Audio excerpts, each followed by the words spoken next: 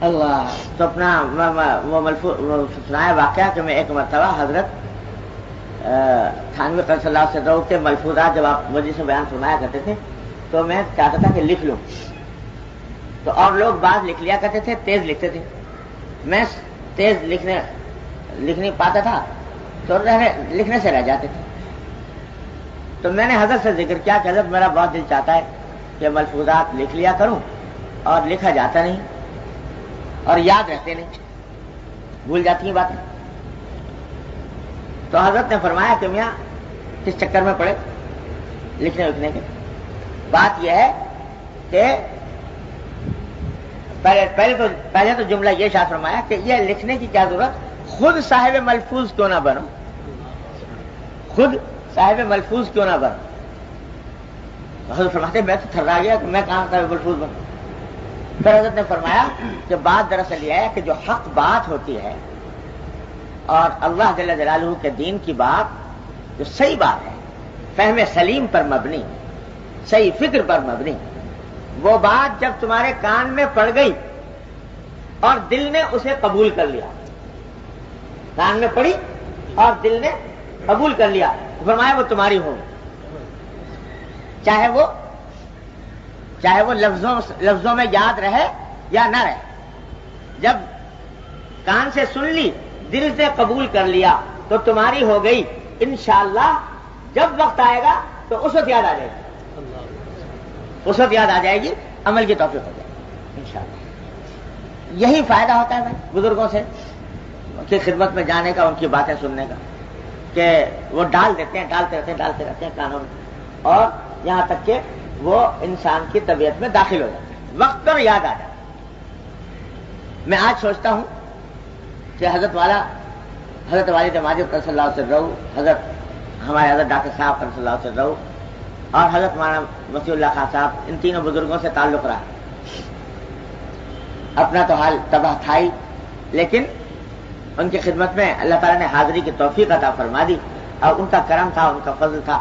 ان کی ساری عمر اس پر شکر ادا کریں تو بھی ادا نہیں ہو سکتا.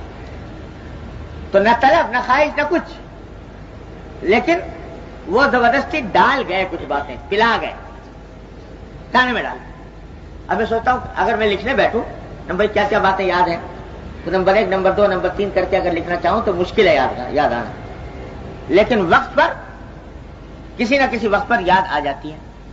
اس موقع پر یہی فائدہ ہوتا ہے بزرگوں سے تعلق قائم کرنے. تو اللہ تبارک و تعالیٰ اپنے رحمت سے ان بزرگوں کا دامن ہمیں تھامے رکھنے کی توفیق عطا فرمائے. تو پھر بڑی نعمت ہے، بڑی نعمت. اور بزرگوں کے جس طرح خدمت میں حاضری نعمت ہے اور بات سن لینا نعمت ہے، اسی طرح ان کے ملفوظات، حالات، سوانے یہ پڑھنا بھی اس کے قائم مقام ہو جاتا ہے. تو آج یہ حضرات موجود نہیں ہیں، لیکن الحمدللہ چھوڑ گئے ہیں. یہ سب باتیں لکھی ہوئی بھی ہیں، چھپی ہوئی بھی ہیں، ان کو مطالعے میں رکھنا چاہیے، کام آ جاتے ہیں. خیر چلو، تو یہ کیونکہ بات ذہن میں آئی تھی اور باتیں تھی بڑی کام کی ساری، تو اس واسطے میں نے کہا آپ کو بھی سنا دوں. اللہ تبارک و تعالیٰ اپنی رحمت سے ہم سب کو اس کے اوپر عمل کی توفیق عطا فرمائے. جب بھی سستی ہو تو معمول کے سلسلے تو اس کو مقابلہ کرنا چاہیے. دیکھو عذر اور چیز اور سستی اور چیز. عذر ہو پھر چھوٹ جائے تو کوئی غم نہیں، بیمار ہے چھوٹ گیا، کوئی اور سفر پیش آ گیا چھوٹ گیا، تو وہ کوئی حرج نہیں. جب اللہ میں نے اس کے اوپر مواخذہ نہیں کیا اور اس کی پابندی کی تلقین نہیں فرمائی تو ہم کون ہیں؟ جب اللہ نے رخصت عطا فرمائی تو رخصت ہے، تو اس پر رنج نہیں کرنا چاہیے. بیماری میں معمول چھوٹ گیا یا سفر میں چھوٹ گیا یا کسی زیادہ اہم مصروفیت میں چھوٹ گیا جو دین ہی کا تقاضا تھی. ماں باپ کی خدمت میں لگا ہوا ہے، ماں باپ بیمار ہو گئے، ان کی خدمت میں لگا ہوا ہے، اب اس خدمت کی وجہ سے معمول چھوٹ گیا، کوئی پرواہ نہیں، اس سے کوئی رنجیدہ نہیں ہونا چاہیے. تو عذر کی وجہ سے چھوٹ جائے تو اس پر رنج نہ کرنا چاہیے، اور سستی کی وجہ سے چھوڑنا نہیں چاہیے کہ سستی ہو رہی ہے زیادہ چھوڑ. سستی کا واحد علاج یہی ہے کہ اس کا مقابلہ کرو، ڈٹ جاؤ، اس کے آگے ہمت سے مقابلہ کرو.